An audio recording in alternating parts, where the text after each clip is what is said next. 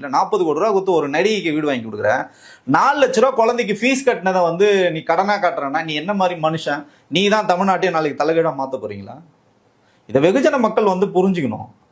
நீங்க 40 கோடி இல்லை 4000 கோடி கூட கொடுங்க, அது பிரச்சனை இல்லை. இந்த குடும்பத்தை இங்க கஷ்டத்துல விட்டுட்டு இவங்களை நான் பார்க்காம ஒரு நடிகையை நான் வந்து சந்தோஷமா வச்சுக்கன்னு சொல்றவர் நாளைக்கு வந்து தமிழ்நாட்டு மக்களை நான் நல்லா பார்த்துப்பேன்னு சொல்றது எந்த விதமான எப்படி அவங்க நம்புறாங்கன்னு நமக்கு வந்து புரியுது சார்.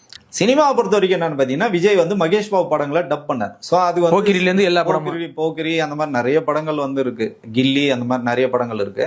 அப்போ சினிமால இருந்து அரசியலுக்கு வரும்போது என்ன பண்றாருன்னா, பவன் கல்யாணம் வந்து ஃபாலோ பண்றாரு. பவன் கல்யாணம் என்னென்னலாம் அங்க பண்ணாரோ, குழந்தைய தூக்கி இருப்பாரு, அதே மாதிரி குழந்தைய தூக்கி இருப்பாரு, இளநீ குடிச்சிருப்பாரு, வில் அம்பு வந்து விடுவாரு, அதே மாதிரி வில் அம்பு விடுவாரு.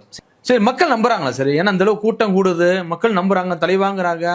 சார் வெகுஜன மக்களுக்கு பாத்தீங்கன்னா எல்லாருக்குமே வாழ்க்கையில ஒரு டிப்ரெஸான ஒரு